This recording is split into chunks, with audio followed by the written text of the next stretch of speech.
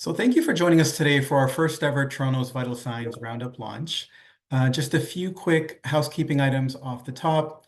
We are here for an hour. The closed captioning button is at the bottom of your screen. To submit a question, please use the Q&A icon also at the bottom of your screen. Our team is monitoring this. And I'd like to suggest that you keep the chat open as we will be posting items throughout the session. My name is Mohamed Huque. I'm the Director of Community Impact at Toronto Foundation and your host for the event today. This year, we're excited to bring you our first ever Toronto's Vital Signs Roundup. I'll share more context and introduce our speakers shortly, but I want to take a quick moment to reflect on the land that we're on. And, on a personal note, I like to walk quite a lot, actually, sometimes for hours throughout the city. It's my way of feeling connected to the rhythms of the city, seeing up close both the beauty and the ugliness of it all. And when I walk, the city feels like it's in a constant state of renewal. You may have experienced this too, construction sites digging up entire blocks, homes being demolished only to be remade, and new development posters plastered throughout signaling, a new residential complex or office tower that's soon to be built. And I think many of us consider Toronto to be a young city, currently experiencing our growing pains. But this is in fact an ancient land, and I know we all know this, but that long history is lost when you view our progress only across the past few decades or even centuries. I live in Davenport, a farming village just a few hundred years ago, and before then used to be a prominent portage trail used by Indigenous people for thousands of years.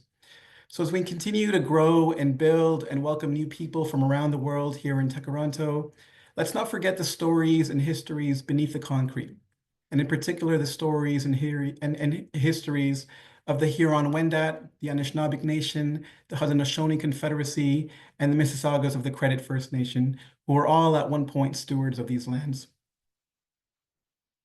Now, for the past 2 decades, Toronto's Vital Signs Report has provided an in-depth assessment of our city's quality of life across a set of standard issue areas.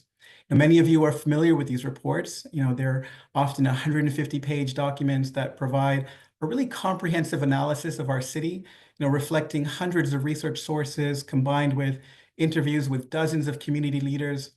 And if you're not familiar with it, last year's full report entitled "The Power of Us" can be found on our website. But this year we tried something. We wanted to introduce something different. The Roundup provides a first ever snapshot of the city through a limited set of indicators and community voices, yet focused on a particular theme. And this new series of Roundups will feature a unique theme each time and will complement our full report, which we expect to produce again in 2026. So now that you've got now that we've shared a bit of the evolution of this year's format, let's get into the substance of our research this year. There's an interesting story behind this year's Roundup. Like all good research, it's led us into some unexpected places. And what we'll be presenting today is not actually what we initially sought out. At the beginning of the year, our objective was trying to understand the city's rapid population growth. We had the latest census data that told a particular story. There was lots being debated in the public discourse around the value of that growth and whether it was ultimately good or who was responsible for some of its challenges. We wanted to explore further. Toronto's population has undoubtedly surged within a short period of time. That's undeniable. And knowing that big changes can sometimes prompt big feelings, we wanted to start with a reality check. We learned the pattern of growth presents quite differently than official projections and planning that was intended to accommodate our growing city. But population growth alone doesn't reflect the state of our city. It's the starting point to understand where we're at, especially for a city that always has and always will rely on immigration. But it doesn't tell us enough about the quality of life in the city for the growing numbers of people who live here. And that's exactly the point of Vital Signs. So when we look at the quality of life across our 10 standard themes, a central issue emerged for us, an area of growth that's been overlooked and one that we believe matters the most. And that's the glaring growth in vulnerability in the city, which starts with economic vulnerability and ultimately impacts people's well-being. Our researcher, Steve, will soon share the data that led us to this conclusion, but I also want to flag another knock-on effect that we're highlighting throughout the research. And this won't be a surprise to the many of you who serve with community-based organizations on the front lines. When our society is under pressure, it's always the local organizations that step up to provide support. What's become obvious is that this essential support system, the safety net that's intended to serve those most vulnerable, is at a breaking point. We hope our findings help deepen the conversations around growth in our city and perhaps allow those of us who are in positions of relative security to advocate for more supports towards vulnerable Torontonians. Now, after our webinar today, I encourage you all to read the full roundup online. It just got posted this morning. And what we'll be covering in today's talk is just a summary, but there's certainly a lot more to dig in further. Now, we're going to hear from Steve Ayer, our lead researcher and on the Toronto's Vital Signs Project. He's also a CEO of Common Good Strategies. Steve has been with us on the Vital Signs journey for the last 5 years, and if you've read any of our reports over that time, he's authored them all. Then we'll be joined by 2 community leaders for a panel discussion to dive deeper into this conversation. This will take about 25 minutes, and then we'll be followed by an opportunity to answer any questions from the audience before we wrap up. So please, again, use the Q&A function for any questions you may have, and definitely share your thoughts in the chat. Now I'll ask Steve here to share some of the highlights of the roundup. Thank you very much, Mohamed. Today I'm going to walk you through some of the findings from our roundup. And as Mohamed mentioned, we started off looking at growth, and it is truly undeniable that the city has grown very rapidly. In the last year, the city of Toronto added 125,000 people. That's more than any other city in Canada or the United States. I recently traveled to Chicago, which is another one of the largest cities in North America. It was actually quite striking to me, looking over the skyline, how quickly I noticed something was missing. A large number of cranes across the sky. We see the growth in Toronto. You go down any corridor, there's cranes, there's condos going up. We see there's more than 4 times more cranes in Toronto skyline than any other city in North America. It really does speak to the very rapid growth. And we want to talk about that. We want to talk about what that looks like, what it means for the city, but we do want to also talk about the very rapid growth that we've seen elsewhere, the growth and vulnerability. The fact that so many people want to move here speaks to the vibrancy and the appeal of Toronto. People want to live here. But our data also shows people are struggling to live here. And we want to go through both sides. What does the growth look like? What are the needs? And what does the growth and vulnerability look like? And how can we characterize it? And what does it mean, both collectively and individually, in terms of what we need to do to collectively address the challenges we're seeing in the city? So I want to start talking about the population. We added 125,000 people last year. That's the largest we've ever added in Toronto's history. Previous year, we added about 65,000 people, which also was the largest we would have seen. So 200,000 people in the most recent 2 years for which we have data. This really speaks to the utterly rapid pace at which the city is growing. When we look at some of the historic projections that guided our growth planning, we've already exceeded the population we expected to have by 2031. And that really speaks to the fact that the trends that we've seen, particularly in the last few years, but more broadly over the last 6 or 7 years, have not been exactly what we've anticipated. And we can see that in a variety of different ways, whether it's the projections for where the population was going to be by 2031. We see that we're already there. When you look at the sort of folks who are living in the city, it's different from what our projections were 20 years ago. We have almost 100,000 fewer children than were expected as birth rates have declined and the nature of immigration has changed. We have more than 100,000 more young adults between 25 and 39, and we have more than 80,000 additional older adults. And this is particularly important because a lot of the infrastructure we build in the city does take a very long time to plan and implement. And so when we plan for having a lot more children and a lot fewer young adults, a lot fewer older adults, some of the infrastructure we put in place, both physical, but also social, because this too takes a long time to build, are not always the things that we need to put in place for the people who are living in the city right now to thrive and grow in their role in the city as well as they could. Next slide, please. And the other piece, when we look at the population growth in Toronto, we see so many stories about the growth in Toronto, and we don't know where our most recent population growth has settled. But when we look at the broader census from 2016 to 2021, we see that a relatively small cluster of neighborhoods is responsible for almost all of the growth. About 10 neighborhoods are growing about 10 times faster than the city. Collectively, these 10 neighborhoods added 30 grew by 30% over between the censuses, while the rest of the city grew by only several percentage points. And there's a few other neighborhoods that are also growing incredibly rapidly, but it really speaks to the fact that our growth is particularly concentrated.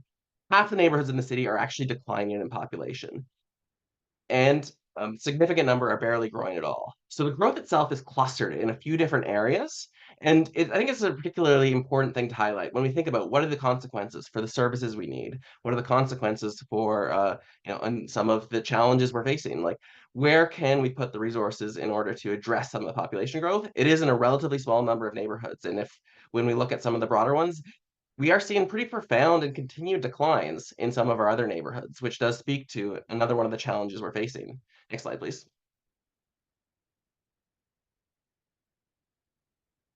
And of course, when we see this level of growth, we also see a variety of different indicators of economic growth showing a lot of positives. We see things like wages have increased pretty substantially over the course of the pandemic. The most recent data we have suggests wages are about $39 per hour in Toronto now. Just a few years ago, that was about $30 an hour. That's really substantial increase in a relatively short period of time. It does outpace the inflation over the same period. We see 2 years ago, a lot of the focus was on job vacancies. And with the population growth, the job vacancy rate now is exactly back to where it was before the pandemic.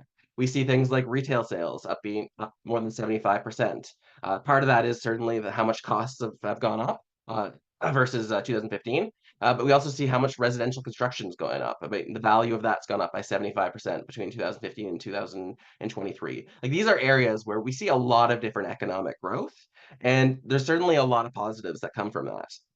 Next slide, please. The flip side, of course, is, as everyone's well aware, even if we might see a variety of economic indicators showing some positives, whether it's wages or job vacancies, we also see a very profound increase in financial vulnerability. In our most recent data we had, 40% of people in the greater Toronto, the Toronto Census metropolitan area, reported that they did not have enough income to get by. So their income was not enough for them. That represents about 2.7 million people. A survey about a year earlier asking the same question, found that 31% reported the same. That represents about 700,000 more people across the Toronto Census metropolitan area that are struggling in just 1 year. I think this is the growth that we really wanted to emphasize in a lot of the challenges that we're facing that are most pressing is 700,000 more people in a single year who think that they can't make ends meet. This, of course, has profound implications for everything to our social safety net, to nonprofits in the city, to a lot of the different things that people want to get to but can't because of the affordability challenges.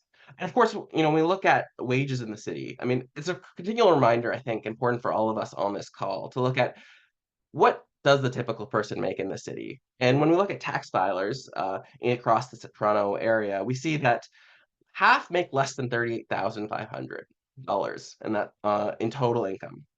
I think it's a really important piece when we talk about, like, any of these sorts of conversations. When we talk about the affordability that people are facing, many people are somewhat surprised just how many folks say that they can't make it by. When you think about, of course, when people are making this level of income, many of them, of course, are going to struggle.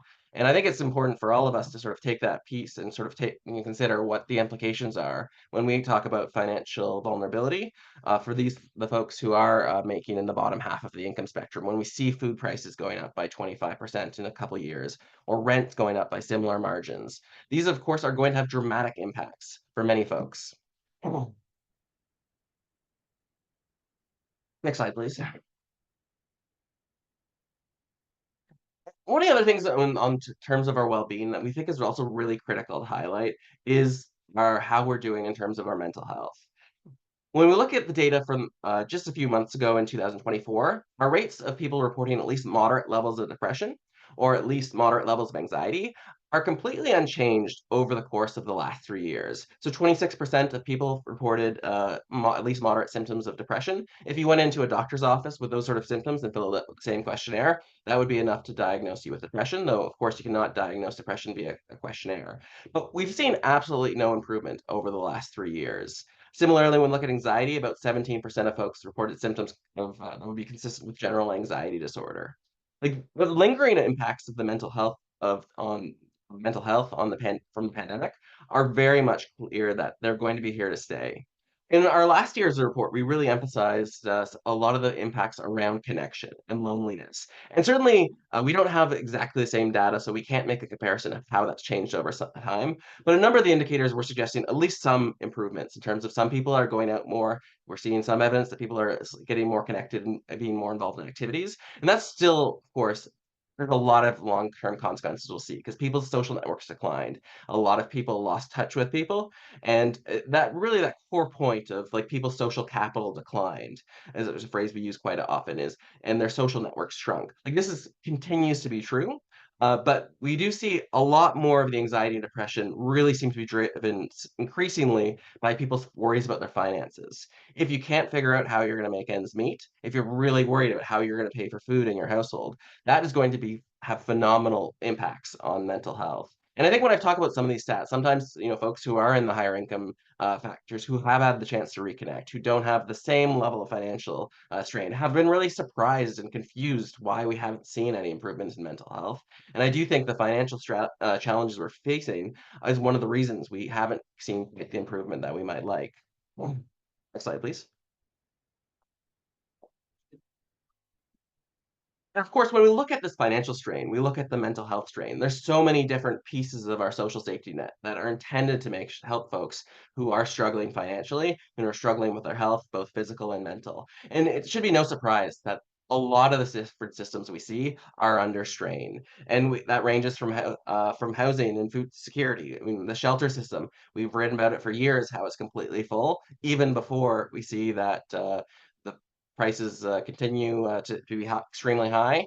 And when folks are calling in for shelter spaces, only about 3% get referred to a shelter space. We see increases in encampments, like a recent piece in the local highlighted over time. We've seen a lot of folks from what the Daily Bread Food Bank report yesterday was launched, talking about how they had a million more visits this year than the previous year. They're having more than 6 times more visits to the food bank than they were seeing before the pandemic. And those are, of course, very well-known examples, the shelter system, the food banks, and those providing food security, this emergency food provision. There's so many other facets of the nonprofit sector that are strained because of this, whether it's folks providing services for children and youth who've seen mental health challenges strain, or even learning loss that remains to be an issue throughout the course of the pandemic. We see recreation organizations struggling to get back, and particularly those that provide the most affordable services, because that financial vulnerability means that fewer people can afford to pay, so that there are these ongoing struggles. And we see this across the entire sector. And we're going to talk on the next slide. We can see some of the particular challenges on the community sector. Recent data from the Ontario Nonprofit Survey for data for Toronto shows that 84% of nonprofits are reporting challenges with staffing or volunteering. A very similar percentage indicated that they were experiencing increased demand for their services. Um, and so what we see for a lot of different organizations is they're seeing more demand than ever. At the same time, is donations are declining or flat. A lot of the emergency government support that came over the course of the pandemic has now gone away, and their costs are going up because inflation has meant that costs are going up, and the wages are the biggest single source. So we see this giant increase that we talked before about in terms of average wages across the city. That will, of course, have drastic impacts on nonprofits, more so than it will on almost any other sector of the economy, because most other sectors of the economy can increase prices when the cost of their staff go up. Nonprofits do not have that flexibility and do not have that option. So really, they only have a very small subset of options to address this increase in challenges that they're seeing. And this leaves nonprofits far more vulnerable than most other sectors of the economy, where they're in a situation where increasing costs and increasing demands going up at the same time. And in terms of like, we can see that in terms of the responses that what folks are saying on the Ontario Nonprofit Network survey. More than half say they've scaled back programs. Over a quarter have created additional wait lists, and 10% have discontinued programs altogether. Like, these are the consequences when people are, and these organizations are struggling. They have to cut back, even as they're reporting more and more people are coming into use their programs.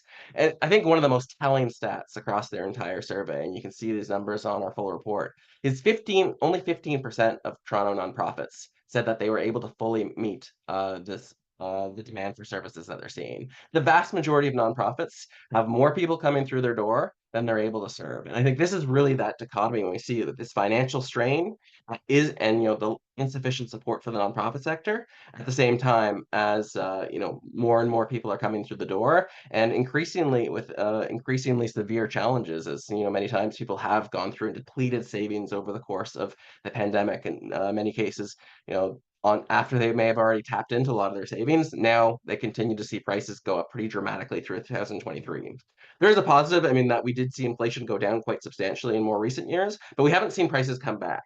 I mean, prices are staying at a much higher level, and particularly when we talk about like wages have gone up a lot, and that has pretty drastic implications for those who are not in the labor force, because they will not be receiving, any of the potential benefit that others might have received as wages have more broadly gone up across the economy.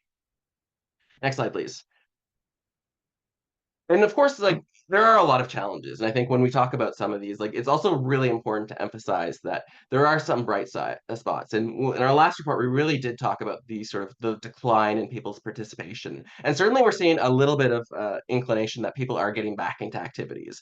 There's a lot of still barriers, but I mean, whether and look at things like cultural programs and events, data from the city suggests starting to get close to where it was previously. Sports and recreation programs, again, from city runs things, we're starting to get close to where they were before. Library visits had a really strong boost in the most recent quarter. All of these things are not quite where they used to be. And that's even, with population growth would mean that the population, the percentage of folks who are going is still lower. And so that's still a barrier. People have not yet returned to a lot of activities at quite the level they would have been before. And this is all the city data. The one benefit of city data is we can get relatively recent data, but it is city funded. So some of the nonprofits that are working in the space, particularly in the arts and culture space, of course, might not be having the same, might not have the same access to resources that some of these city run programs. But we certainly see like there is a sense that people are really desiring programs and they do want to get back, and people are increasingly looking for opportunities for connection and to engage. One of the other positives we saw is that more folks, nonprofits in Toronto were less likely to say that they were in strong need of volunteers as some of the in the rest of the province. There's still a giant need. There's still a lot of nonprofits that are saying that they need volunteers, and volunteers haven't come back. But it's slightly better in Toronto than in the rest of Ontario, and I think there is some positive signs, particularly in the city, around engagement and as well as some of the opportunities there. And as the next slide, I think the next piece we'll be talking about is going into our conversation around what this all means for the city. And there are a couple pieces on what this looks like. And I think, when we talk about growth, there's a couple different sides. Like one of the things that we see is that growth is very concentrated. And as we look at all these difficulties that nonprofits are facing, when we do see that particular concentration of need from growth in a few different areas, really make sure that like we're thinking about like when you're adding so many folks in a relatively small number period, are we really bringing the social infrastructure we need in those communities? Are we providing the community services that people can thrive when they get here? When we talk about growth overall, it is going to be concentrated, particularly at folks providing services in a couple different neighborhoods. Now, growth and vulnerability, of course, is also a citywide phenomenon, though. So there will, no nonprofits across the entire city will be facing the consequences of that. But there's an additional challenge based on those who are working in the fastest growing parts of the city. And I think the last piece we want to end on is just there is a lot of challenges we're facing here. And I think there's the twin side of the growing vulnerability and the growing population. There is a lot of economic growth, and that does really speak to some of the positive upsides, but it is very unevenly distributed. And that's, I think, one of the things that compounds a lot of the challenges we're facing. And I think it's one of the things as we talk about in our discussion around what this means for the city, it's certainly something that might provide a jumping off point for some of our conversations.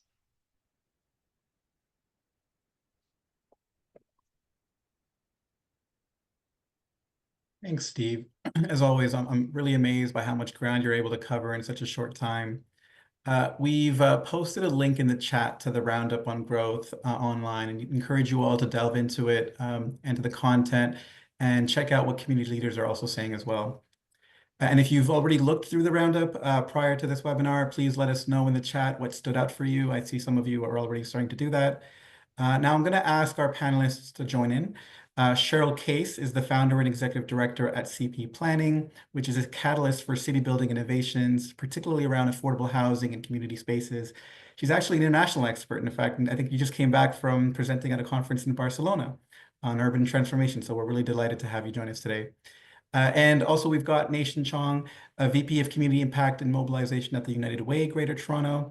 He's been at the forefront of community-based development for more than 2 decades and has a wealth of knowledge on the interconnected challenges of poverty. So welcome to you both. Just a reminder to our audience again, please use the Q&A icon at the bottom of your screen to submit a question. All right, so let's get started. I'm going to start with you, Steve. And I know you've gone through quite a bit of material already, but can you tell us why you started by looking at population growth and how we ultimately ended up with a real focus on vulnerability? Yeah, I think in terms of why we looked at population growth, there's clearly so many stories on it. And, I think we started off talking about just like the sheer level of growth is pretty staggering when you put it in international comparisons or comparisons to other cities.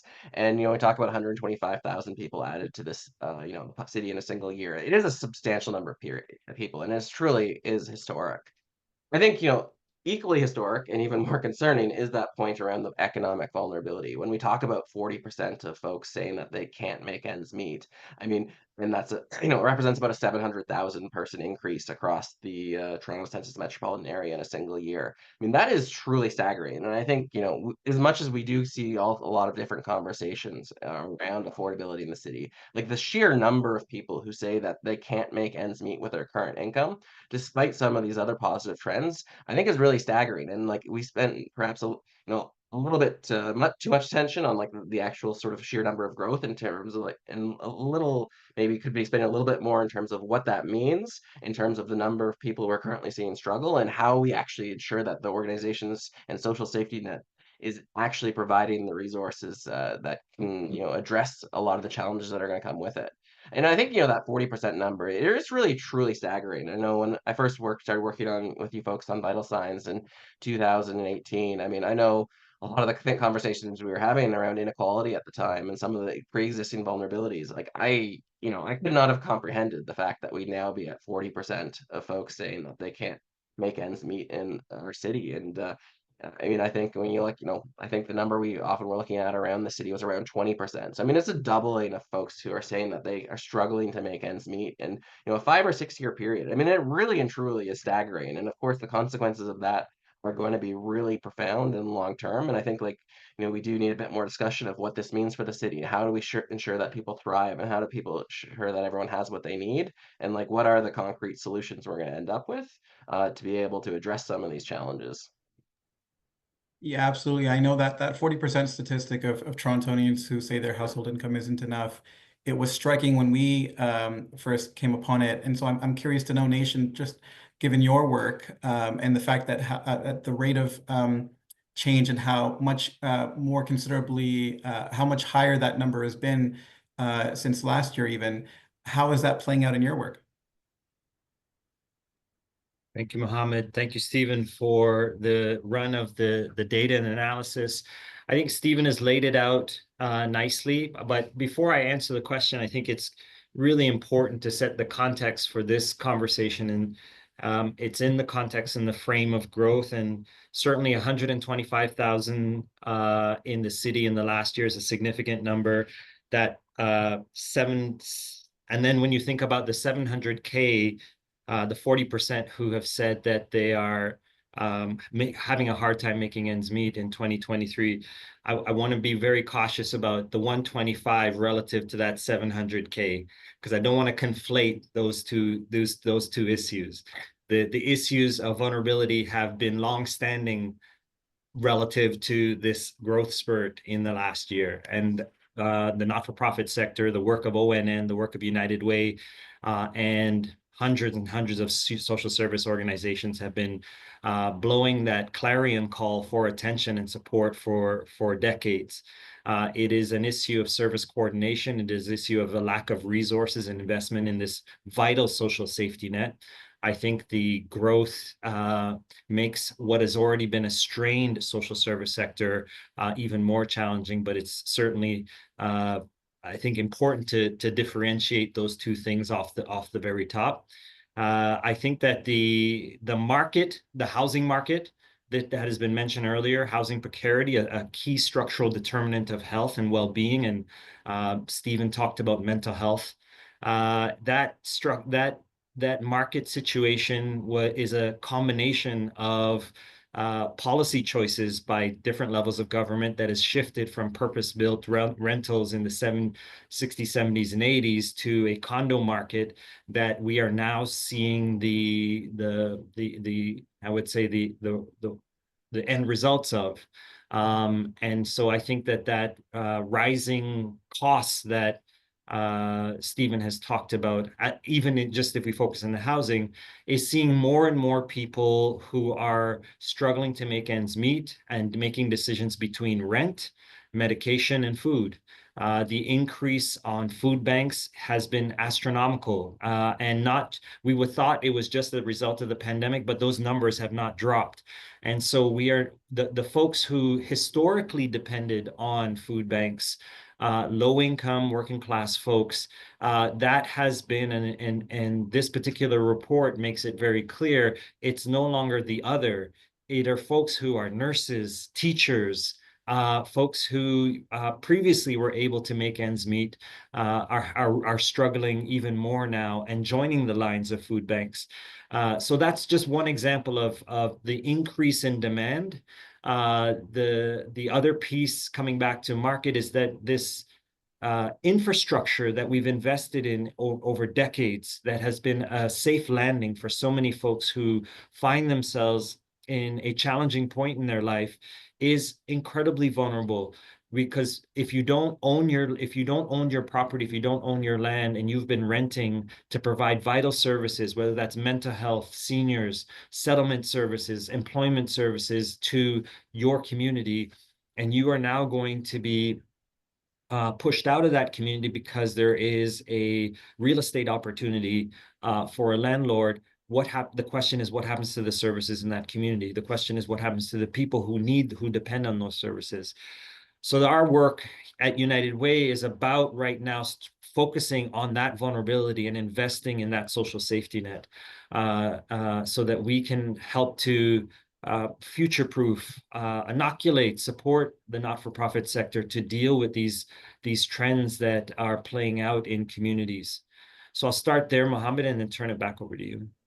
That's such a great point you started off with. We're pointing to the fact that there's been this population growth of 125,000 new people in the city. That's not causing the 700,000 more people who are concerned about their livelihoods or their incomes. We're trying to draw the point that there's so much attention on the population growth, rightfully so, but then equally we need to place greater attention on the numbers of vulnerability. And also just a quick point of distinction, the 125,000 refers to the City of Toronto's population change, and 700,000 refers to the census metropolitan area, which is roughly the Greater Toronto Area. The census Next question metropolitan over. area grew by 222,000 people, if anyone's curious. Very Say good. that again, Stephen. Oh, the census metropolitan area grew by 222,000 people, if anyone's curious. You've always got that in your head, Steve. Thanks. Cheryl, let me ask you. The housing crisis has certainly been building for years, and could certainly be the subject of its own report and webinar. But from your perspective, how do we ensure that as the city is growing, that we're growing equitably?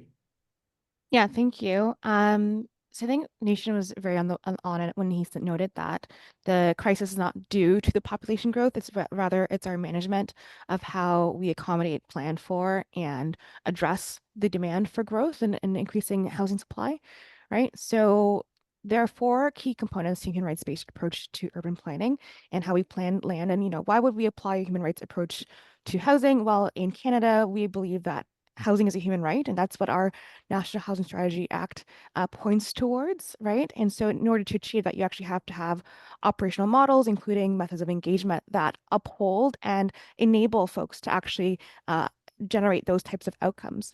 So one of the first ones is understanding the historic context of historic discrimination. So why is it that certain groups have been marginalized? So one quick stat I can give, just for an example, when you think about women, women who were single were actually not really a demographic group that were prioritized by the land use planning economy. And one of the earliest evidences of this was at 1904, when the first apartment building was being built in the city of Toronto. That same year, it was like a little 4-story house, very cute and quaint in today's, imagination. That same year, the Canadian Builders and Architects magazine published an article stating that apartment buildings would lead to women no longer having care in homekeeping or raising a family, right? While this housing type was more accessible to women, it was seen as actually an abrasion against the considerations of how women are to be functioning within society. And land use planning practices have continued to discriminate against women, and seen in, zoning for families up until the 60s.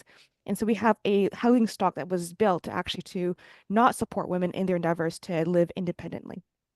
And so that's just one of the components. The next one is prioritizing building the economic well-being and sustainability of marginalized people to have their needs met, right? So we've done research across Canada and the United States and to see what are the best practices around equitable land use planning and social solidarity economies. This is looking at, well, you have this concept of human rights. Well, what does it actually mean in practice?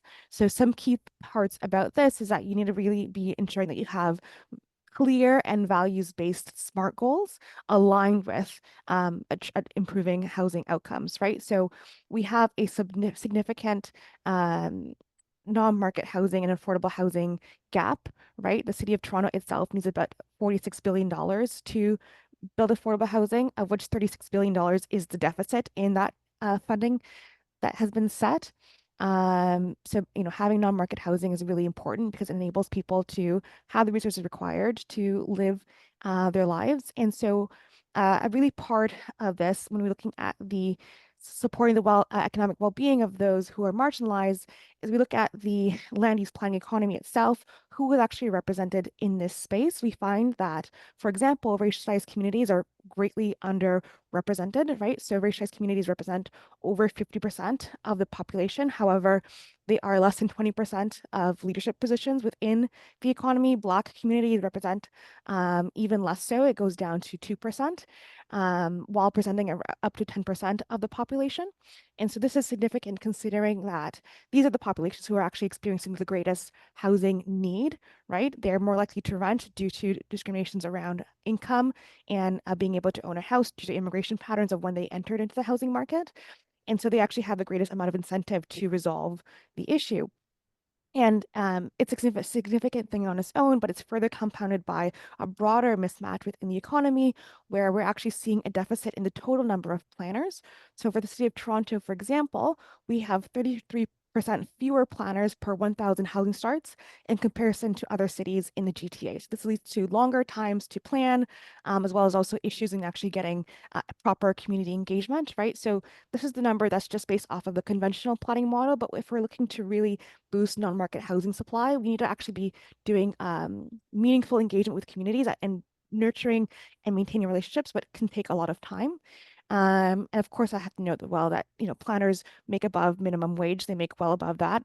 This Canadian Institute of Planners notes that planners make $90,000, much above the average, right? So it's actually a really good employment stream to be helping people to be a part of the economy, not just to be people who are receiving service, but are part of that service delivery and addressing the labor gap. Number 3, in applying a human rights-based approach to planning, is building solidarity between socioeconomic groups, right? The people who have power, helping them to align with and validate and empower, breaking down barriers for those who are marginalized to actually generate and implement their solutions. So a big part of this is actually being humble enough to recognize that, maybe what you've learned in school or also what you've learned through your practice of your work is not enough, right? So I can share my own example of this. So our office is located in Little Jamaica in Toronto. And in 2021, we partnered with the Oakwood Vaughan Community Organization. This is a grassroots resident-led organization, like, predominantly retired seniors who are doing their due diligence and good service above and beyond what I think anyone could expect folks to do. I really value the great work of volunteers. And so when I came through to them and say, I would love to do some work around addressing the affordable housing crisis, they said to me, well, great that you want to do this long-term planning thing, which is, again, what I've been taught to focus on. But our neighborhoods right now are being displaced from the neighborhood. And so we need to include the development of tenant associations and tenant support programs as part of our project. And so we did that. And this project was incredibly successful. We implemented it through a shared governance model, right, which is an important part of solidarity. Although I am the professional in this context working with community, I am in solidarity with them and having shared governance over the implementation. And through this work, we are actually able to, in that first year, the tenant association was able to save over 50 folks from being displaced from their homes. And this group is now operating independently on their own, scaling now to actually having national collaborations with groups across Canada. And so number 4 in the human rights-based approach to planning is orienting planning processes towards ensuring barriers are removed so that marginalized people have fair and adequate access to good housing, good jobs, adequate standard of living, and cultural expression. All of these things go together, right? I mentioned the Oakwood Vaughan project. We engaged tenants in building tenant associations, but we also engaged them in setting planning priorities for the work, right? So for example, we did a partnership with the Urban Land Institute and the City of Toronto confronting anti-Black racism around addressing displacement in Jane and Finch, which has actually been really well received by the City of Toronto as well as the mayor. And we're hoping that will result in some policy changes that will affect actually how land is developed. We're looking, the proposal from the professional experts from ULI included that, over 40% of new housing should be affordable on or non-market. Another great example is the Learning Enrichment Foundation. So they're located in Mount Dennis. And so they did a fantastic job of removing barriers by co-developing their project with the City of Toronto, the Mount Dennis for All plan. And they made it accessible for folks in the neighborhood to come through and engage by hosting community dinners where you had, great food, entertainment, and then you also had your key questions sprinkled throughout the night, as well as public engagement kind of tables for folks to vote on, how much of new housing should be affordable and what should be the priorities of the development of the Mount Dennis neighborhood. Thanks, Cheryl. That was really helpful, and I think for certainly so many of us who aren't familiar with the human rights approach to land use planning, it was a welcome introduction. I want to pick up on something you mentioned about particularly that example of community engagement with the Oakwood Vaughan Community Organization. So maybe to question to you, Nation, what role does community engagement play in ensuring that all neighborhoods thrive? Whether that's the 10 fastest growing neighborhoods that we spotlit earlier, or some of the other neighborhoods in the city that have growing and ongoing needs. What have you found in your work at the United Way?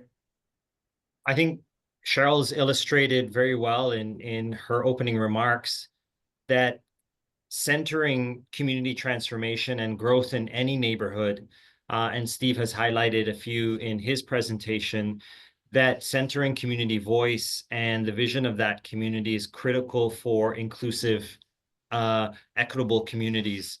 I would say that the investment in platforms, tables that create the space for community to articulate and to be able to engage with elected officials, with city planners, with folks who are doing surveys and basing the feedback on those surveys on where investments will go in the community is critical. It's fundamental to good community building and community development. That said, it requires a commitment to capacity building. It requires a commitment to break down the barriers of our own kind of sector speak and sector language when we are trying to center community in shaping the future of the places that they want to live.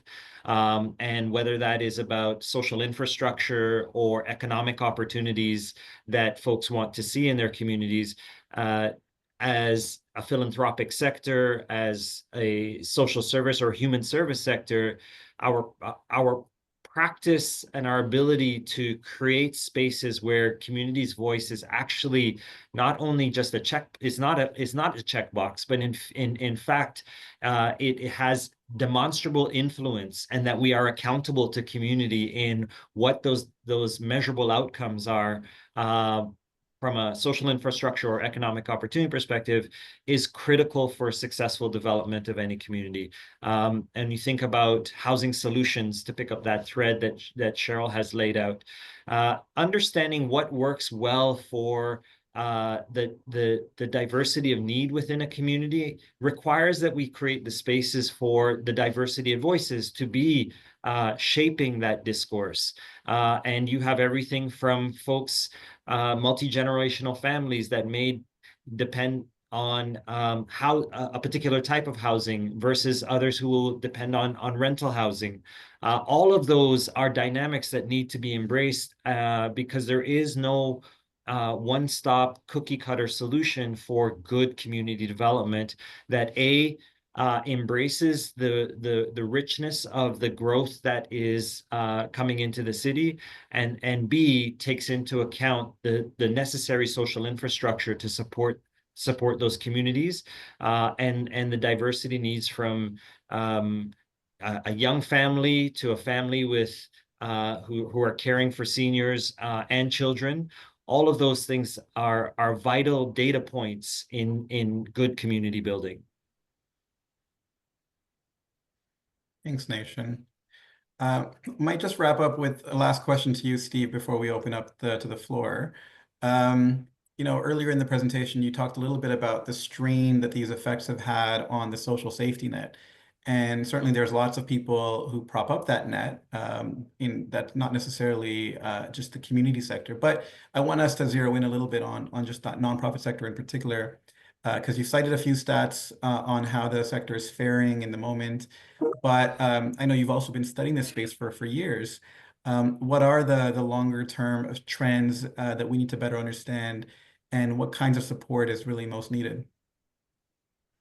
Yeah, I think there's one of the things that we really see a lot more of is there's the growing evidence towards the importance of institutions and our social fabric in predicting all sorts of good outcomes. And I think that the pieces that we've been talking about around engagement and making sure that people feel involved are so critical.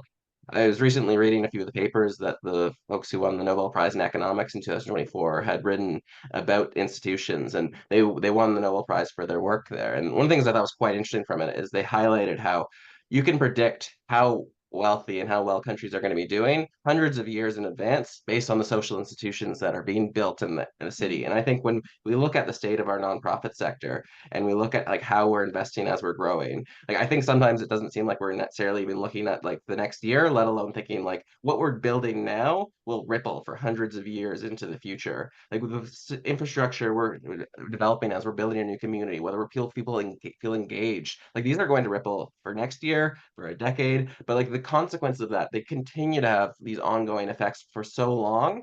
And I think when we think about when we're building a new community, you're kind of thinking, okay, we've built the things, let's move on. But really thinking these are going to ripple. I mean, so many decisions that that shape the city right now were made 40 or 50 years ago, and we're going to see the exact same pattern here as we're growing. And when we think about this underinvestment in community infrastructure, the underinvestment in community engagement, these organizations that are struggling to get by and might be at risk of folding or cutting programs, the people who aren't going to go into those programs, there's going to be lasting economic implications, there's going to be social implications, there's going to be mental health implications. So I think when we speak to beyond these sort of trends we talk about, not making that investment now, it really will ripple for a very long time. And I think the social costs we're going to see from inadequate investment as we grow, from inadequate response to the financial challenges of these not these institutions, from donors, from philanthropists, from government, from foundations, these are going to have profound consequences for a very long time. And so I think when we talk about the trends, we can see there's a lot of difficulties. We can see that organizations, particularly the nonprofit sector, they continue to struggle to recruit and retain staff because they can't afford to pay.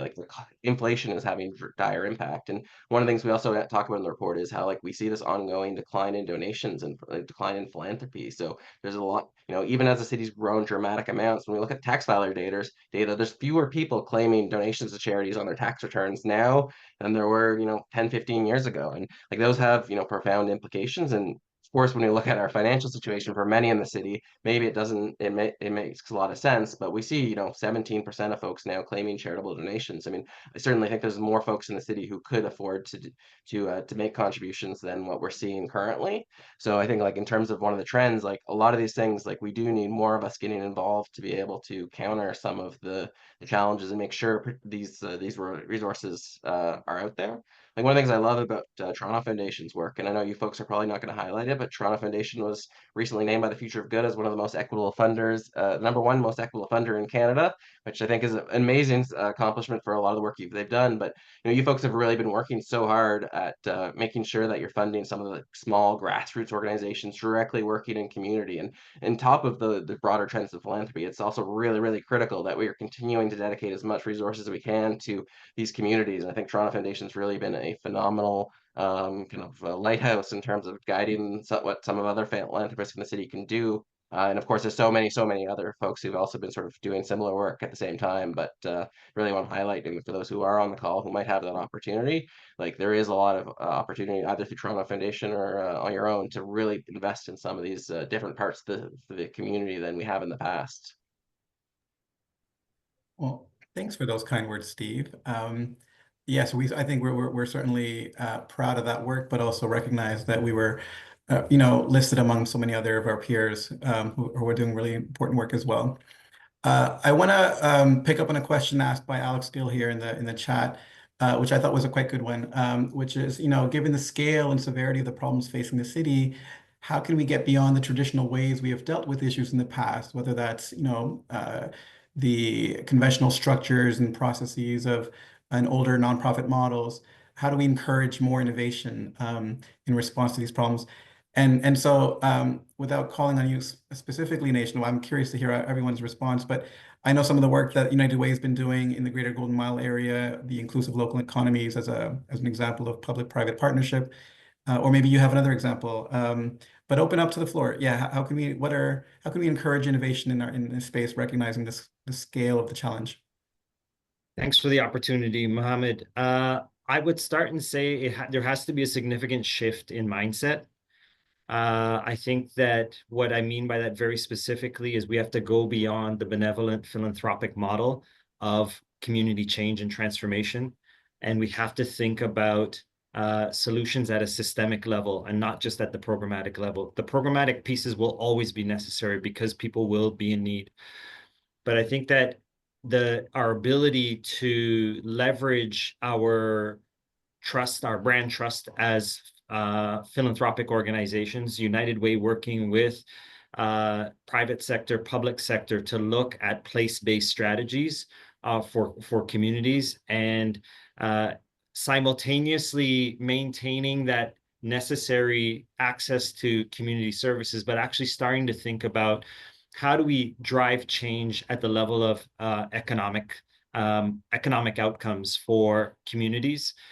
It requires a different approach. It requires, to Cheryl's earlier point, a deep commitment to civic engagement and ensuring that communities' voice is at the center. It requires investing in new models of social infrastructure that are focused on generating economic opportunities for local communities, working class folks living in those communities. The work that has been happening in the Greater Golden Mile under the auspices of the Inclusive Local Economic Opportunities Initiative, ILEO in short, has done incredible work in the last 4 or 5 years, including investing in a new entity in the Greater Golden Mile that is solely focus on economic opportunities to complement the breadth of services that community service organizations provide to that community, and in partnership with a corporate partner. And this is another shift in mindset, is thinking about our corporate partners not just as donors, but as folks who have stake in the game, who have much to gain from creating communities that are vital, vibrant, and inclusive and equitable. And so our partnership, for example, with Aecon Construction has led us to this joint venture in which 59% of the joint venture is owned by community. 41% is owned by Aecon. All the profits that's generated by this construction venture goes back into community and targets folks who are living in the community to benefit from the transformation that's going to happen in the Greater Golden Mile over the next 15, 17 years. So here you've got this new construction firm that can bid on contracts, ensure local folks are hired, and parlay those resources, those profits back into community. So that's a new approach to addressing the impacts of vulnerability resulting from inequality, and engaging not only philanthropy from the point of view of very, very important contributions that protect the services and ensure access to those services, but actually start to engage our municipal partners, our provincial partners, and private sector for all of us to roll up our sleeve and to think cross-sectorally for many of these solutions: housing solutions, food security solutions, the protection of this vital social infrastructure. Thanks so much for that explanation. I want to give you the floor, Cheryl, just for maybe a minute, because I think sometimes when we produce these reports, it's easy to paint a gloomy picture of the city. There's lots of challenges and lots that are going wrong. But from your perspective at CP Planning, where do you see signs of hope and optimism? Yeah, so I see signs of hope and optimism in that there are so many nonprofits that are really taking hold of the land use planning process, right? Nonprofits are looking at the downstream issues of poverty, lack of housing, and these are things that the land use planning economy really has a substantial role in from the planning process, generating those resources. And so the amazing success of the Parkdale Activity Recreation Center, led by Victor Willis, over the last 10 years is a strong example. He and his team began in 2014 engaging in land use planning with their community plan, community benefits framework. And through that, they've established some significant movements that are now nationwide. So we have, of course, Community Land Trust movement, right? They had the Parkdale Neighborhood Land Trust. And just recently, the Canadian Network of Community Land Trust, which is born from the Parkdale's efforts, had their second symposium, which was very, very well attended and successful. And we're having now, CMHC programs and all kinds of movement around this incredible resource for galvanizing the engagement of residents and, protecting and building affordable housing coming through. And then also, from this, again, this individual nonprofit being involved in planning, we also had the multi-unit residential acquisition program at the City of Toronto, which is actually helping to protect affordable housing. We know that there is as much as 15 affordable housing units lost per every one that is developed. And so actually investing in local nonprofits to be able to acquire and protect affordable housing, started here in Toronto. And I haven't seen this explicitly said, but I believe as a Torontonian that this had a huge impact in the later BC and national acquisition funds. So I think nonprofits in the room, I really encourage you not to underestimate the power of your investment into land use planning. Just talk to Victor; he can tell you, as well as the United Way does amazing work in investing in this space. They have many stories to share, I'm sure as well. Park's a wonderful organization. They're one of our grantees, and we're really glad to be supporting their efforts. That might be it. Actually, I think we've got just a few extra minutes. And as we wrap up here, I want to just express my thanks to Cheryl, Nation, of course, Steve, for so generously helping us unpack what's happening in the city, the impact on people's well-being in the community sector, working to provide support. Just have a few final items to cover off. After all that we've now heard about the growing vulnerability in the city, here's just a few suggestions on how we're hoping we can all leave this conversation. So let's first and foremost, better understand the complex issues that compound vulnerability. Start by reading our Roundup on Growth online. Reflect on the assumptions that you may have so that we can all contribute differently to the broader civic discourse. Donate what you can. As we heard, donation rates have been declining for a long time. So for those of you who are able to, please continue to support the many wonderful organizations, some of which were referenced in our call today. Volunteer, in addition to donating, give your time to local organizations as well. All of us can have a part in solving some of these very difficult challenges. And finally, expect more from each of our elected officials. Core funding for community organizations is essential. Raise the issue of growing vulnerability and push for systems change to address the endemic income inequality that divides us and costs us all. If you want some donation inspiration or curious to learn about some organizations doing important work in our communities, we've posted a link in the chat to our 2024 Good to Give guide. This is actually an annual publication our foundation produces, highlighting some nonprofits in our network that really have an outsized impact. We'll also be sending a follow-up link with these by email. Thank you again to everyone for joining us, and again to Steve, Nation, and Cheryl. Have a wonderful afternoon, everyone. Thank you.